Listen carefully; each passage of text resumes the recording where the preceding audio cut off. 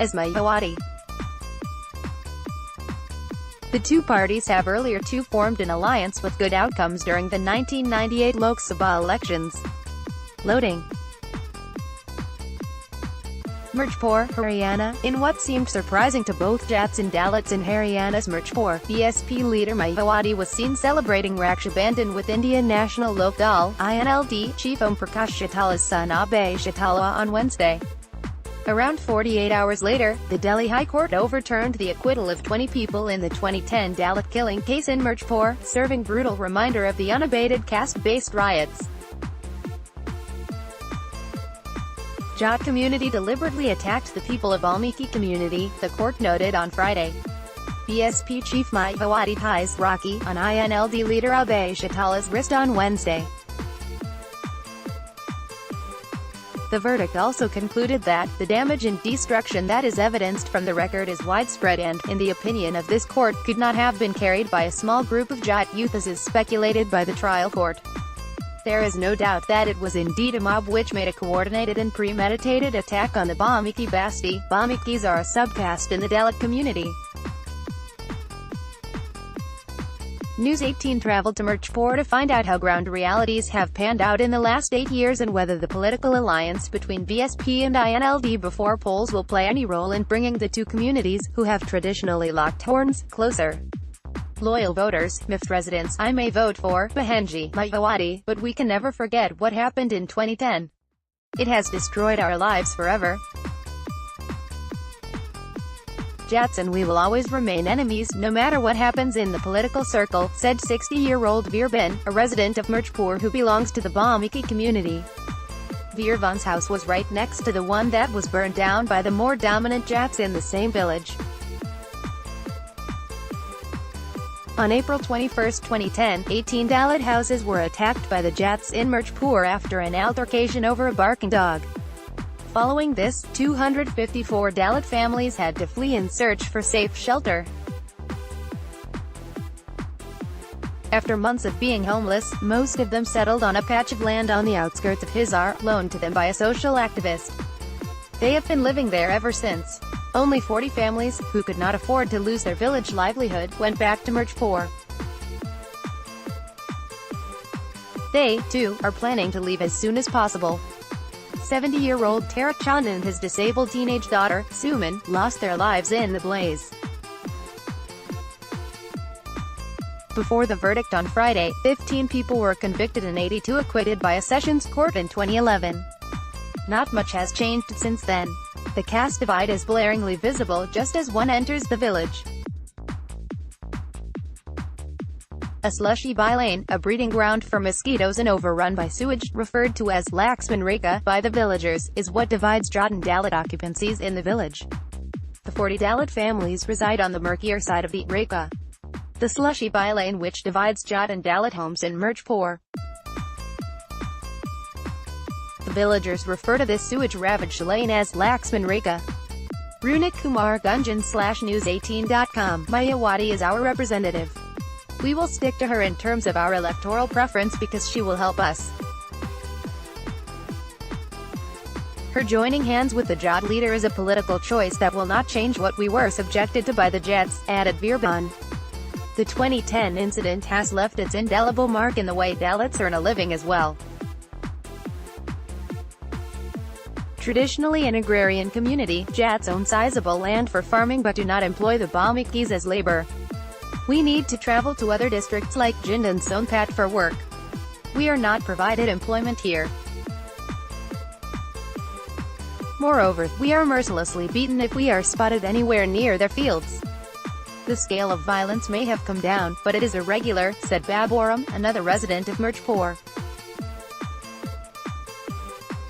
The villager informed that, last year, in what is still considered an unsettled dispute, a Dalit teenager, Shiv Kumar, was beaten and abused by Jat boys for winning village athletic races. His father, Ajmer Singh, says, due to the favorable judgment in the 2010 case, this time things didn't go out of hand. The villagers informed of several cases where they were catcalled as thieves and ridiculed in public for their caste. However, the villagers are aware that the two parties coming together is a move to widen voter base. The tie-up with BSP, steered by the INLD, with an eye to consolidate Dalit voters in the state, is being seen as the party's last-ditch attempt to grasp power in the state after a decade and a half of being sidelined. The Bamikis account for about 19% of the scheduled caste votes.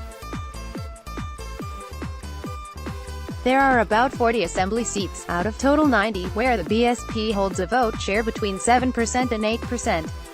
And there are about 60 assembly seats where the INLD has a vote share of about 30%. Thus, the INLD and the BSP alliance can easily reap about 39 to 40% votes in the state and get a clear majority in the assembly. INLD leader and Chautala's younger son Abhay Singh had said in a press conference last month, "This is not the first time that INLD and BSP are coming together." The two parties have earlier too formed an alliance with good outcomes during the 1998 Lok Sabha elections. The INLD, which was known as Haryana Lok Dal Rashtriya, in 1998 won 4 of the 7 Lok Sabha seats it contested in Haryana, while the BSP won Ambala, reserved seat out of the 3 it contested. The INLD won Sirsa, reserved seat, Kurukshetra, Sonpat and Hisar Lok Sabha seats in alliance with the BSP. The confluence makes more political sense because the INLD, known as a Jat-centric party, having strong base in the rural constituencies, has traditionally done well in 17 assembly seats reserved for scheduled caste candidates in Haryana. The party won 13 reserved seats in 2000 assembly polls when it came to power. It won 6 seats, out of total 9 it won in the 2005 poll drubbing, and got 9 seats, out of 31 it won, in 2009. Ahead of the polls, both parties have also started their vote consolidation process. Party leaders have instructed us to work together. We are going to villages and holding Jat and Dalit meetings. What happened in Mirchpur was unfortunate but needs to bury past differences and move ahead, said Rajendra Litani, district president for INLD in Hisar. Similar plans were also iterated by Raj Kapoor Pally, district president for BSP in Hisar. Worry for INLD. Meanwhile, on the other side of the caste-based border in the village, a cleaner and relatively more prosperous Jat occupancy is in complete denial of any atrocity initiated by them on anybody.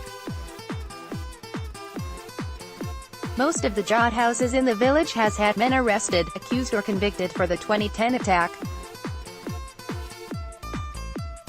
Vahir Singh, a farmer by profession and an accused in the case, told News 18, "The Dalits get their way but no one listens to us. They have power as they have more votes than Jats. Now, with INLD joining hands with them, they will be heard more if they win." The Jat community in the village is not particularly happy with the alliance. Ahir's neighbor, 53-year-old Chandra Prakash, who has had to visit the local police station several times on allegations of being involved in the caste-based riot, said, "Chautala is giving in to political greed. How will he help us if he listens to Mayawati? There is conflict of interest here. Their anger over restoring the SC Saint Act is also likely to heavily influence their electoral choice. The BJP brought the act back and Chautala is allying with Mayawati. We have just one option left," added Prakash, his electoral inclination towards the Congress clear. Opportunity for BJP on the other hand, 60 kilometers away, the struggle for 200 Dalit families who had fled from the village in 2010 has been long and grinding. Despite having their own homes in Mirchpur, they have had to spend 8 years living under trampolines and makeshift shanties on the outskirts of Hisar. The long-stretched everyday struggle is slowly changing their caste-based electoral preference to a need-based one. The only contention that can divide Dalit votes in Haryana for Mayawati is the need for homes. While we hope that Bahenji, Mayawati, will get us out of here, our votes will surely go to BJP if they construct our houses and rehabilitate us. The Chief Minister has already inaugurated the area and the stone-laying ceremony has been done with, said Oma Bigat, originally a resident of Mirchpur, now living in a shanty. Despite having their own homes in Mirchpur, those affected by the 2010 violence have had to spend 8 years living under trampolines and makeshift shanties on the outskirts of Hisar. Runik Kumar Gunjan /News18.com. The 200 Dalit families live on a patch of land generously loaned to them by social activist Vedpal Tanwar. There are no puka houses. The patch of land has bamboos to support the material used to make raincoats with used as ceilings here. For doors, the families have old, worn-out saris, cow dung and coal for fire. There is only one fridge in the basti. Living in hell is better than this, exclaims Bigot. Inhabitants have pinned their hope to the state's plan to rehabilitate them in the newly carved town Deen Dayal Puram in Dandur village adjoining Hisar town. Chief Minister Manohar Lal Khattar had on July 7 laid the foundation stone of the township project, which will come up on around 8 acres along the Sirsa Road. The state government would spend 4.56 crore rupees to lay down the infrastructure and civic facilities in the proposed township. If there is anything that can hurt the Rakhi bond, it is the BJP constructing homes. Related story: as a dog's bark ignited the Jat fury that led to Dalit killings in Mirchpur Dalit killings, Delhi HC convicts 20 more, says Jats attacked deliberately.